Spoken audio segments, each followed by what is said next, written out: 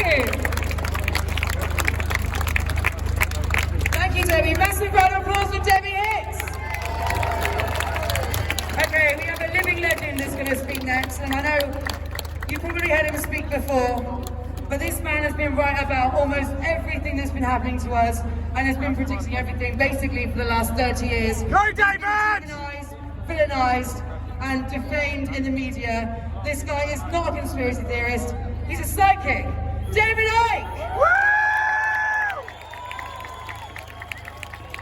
Nice one, David! Thank you. Whoa. Well, bloody well. How appropriate, how apt that we should stand here today next to the Bank of England. In one of the global bellies of the beast, the City of London financial district, the Square Mile. And how apt too that we gather here today in this belly of the beast, while in other parts of this city millions come together to pay homage and exalt a very symbol of their oppression and enslavement. Lizards! And that's what I want to emphasize today, where all this is actually coming from, where COVID came from, the jab came from, human-caused global warming nonsense has come from, the Ukraine narrative, and now the eulogization by so many millions of a royal family that is the head of state only because of who had sex with who within one family. It is nonsensical. It is a expression Disgusting. of the very hierarchy so run from places like this that has held humanity in servitude for known human history. Of course, the demonic faces on these banners must face justice for their mega crimes against humanity. And we must not rest until they do so. Hancock, Whitty, and all of them. Yes, Midazolam Matt Hancock, still at large, a man who oversaw the mass murder of the elderly in the spring of 2020 with an end-of-life drug called Midazolam, who then called it the first wave of COVID when it was the first wave of democide, murder, mass murder by the state. Hancock, Whitty, Valance, Javid, Johnson, Van Tam, yes, they must face the consequences for their actions.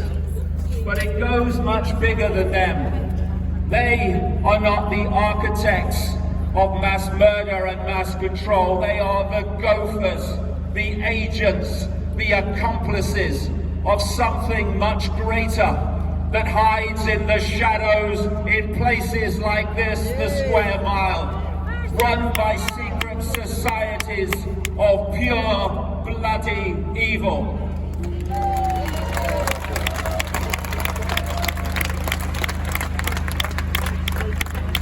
And I say this to the police forces of these lands. Wake up! It is to your shame in extremis that Jews have stood by and continue to stand by, while your fellow humans are murdered. And not only that, you then protect and keep from justice the very people who are doing the murdering, while at the same time you abuse, seek to silence and marginalize those with the moral courage and the awareness to challenge the murder and expose the murder. You in uniform are not there primarily to protect the people. That is a myth. You are there to protect those from whom the people need protecting.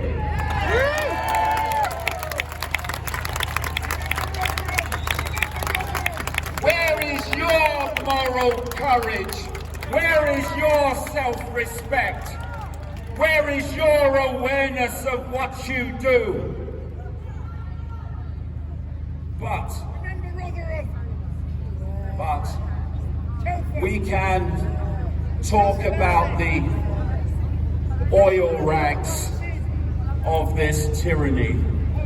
We must never forget the engineers, because, like I say, these people, even Schwab and Gates, higher up the hierarchy as they may be, are still gophers for a force, a network that spans the world and works through apparently individual governments to the same sinister, satanic end.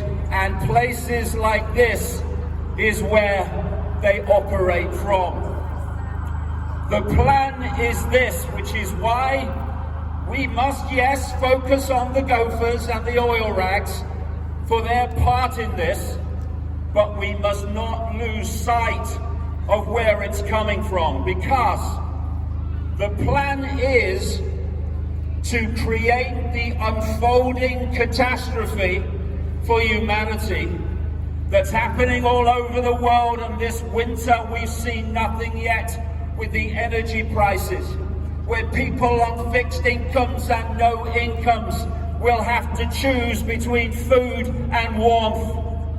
I wonder if Charlie Boy will be doing that. So the idea, as it started with lockdown and continues now with the destruction of the economy through the massive increases in energy and fuel, the idea is for people in individual countries, quote, to blame their governments and their cult gophers in government for everything. Because the idea then is, having dismantled our lives and our ability to put food on the table and warmth in our homes, that the other level of the cult, via its corporations, its banks, yes, and its politicians, political people who are controlled by them, to come forward and say, look at the mess that governments have made of your lives. But we are now going to step forward, we, the corporations, the banks, the billionaires of the cult, to save you from what your governments have imposed upon you. When those same people from the background have been orchestrating the catastrophe via those governments and gophers in government. It is a mind trick that they are seeking to play. It's in their bloody documents, and we mustn't buy it. We must see the gophers' responsibility, but we must also see where it is coming from. And so yes, they must face the consequences, but we must understand the game that is playing us and cease to take part. And there's another mind trick that we must always be aware of, and that is that we are manipulated in our anger, in our fury at what is being done, to become what we oppose. What we fight, we become. The world over, the history over, you see the evidence constantly of people challenging tyranny and then becoming the architects of tyranny by succumbing to the same mentality, the same methodology of those they oppose. We have to go in another direction. You do not eliminate the low ground by fighting on it. You eliminate the low ground by ceasing to cooperate with it. By building something better and refusing to cooperate with anything else. Because the most powerful word in the English language or any other language is and has always been. It is the word that has ended every tyranny in history, and ultimately it will end this one. And that word, of course, is no, no, no! No! No! No! No! It is to understand, as we scan nearly 8 billion people being manipulated and imposed upon by a tiny few, we need to understand where the real power is, and it's not with satanic forces that operate out of places like the City of London. Our perception that they have power is a misunderstanding of where the power is. Their power, the power of the few, is simply the acquiescence to their diktats by the many. How can 8 billion people be controlled by a handful unless those 8 billion, or most of them, give their power to the handful? This has to end, and when it ends, this tyranny will end. Woo! Woo! People keep saying, what's the solution? Get yourself a calculator, put in 8 billion, take away the number in full knowledge who are imposing this, and there's your bloody solution. And what it takes is just that stiffened backbone, that courage to stand up to what is a house of cards, if only we would stop holding it together. Let's look our children and grandchildren in the eye and tell them that we're too frightened to stand up to this tyranny. Tell them that we can't be bothered to research what's actually going on, and instead sit there getting our perceptions from the BBC and the Daily Bloody Mail. This is the time for humanity to take responsibility for its world, to stop pointing the finger and saying it's them. No, it's us. It's always been us.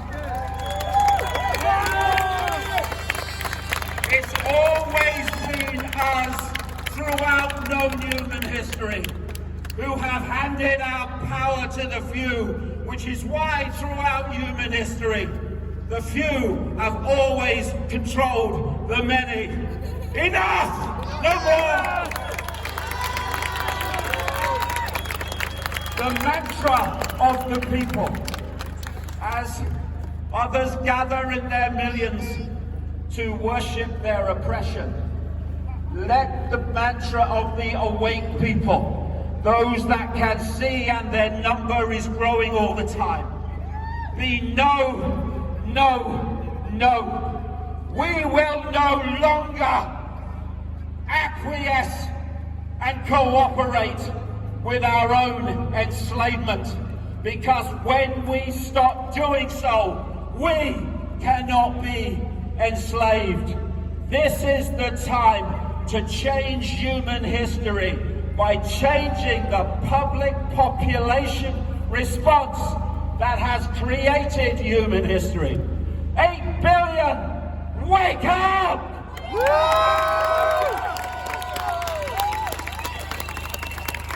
Wake up! And when we do, this tyranny not only will be over, it will be impossible for it to maintain its power, because its power is our power. We give it to them. It's time, my God, it's long past the time to take it back. Thank you very much.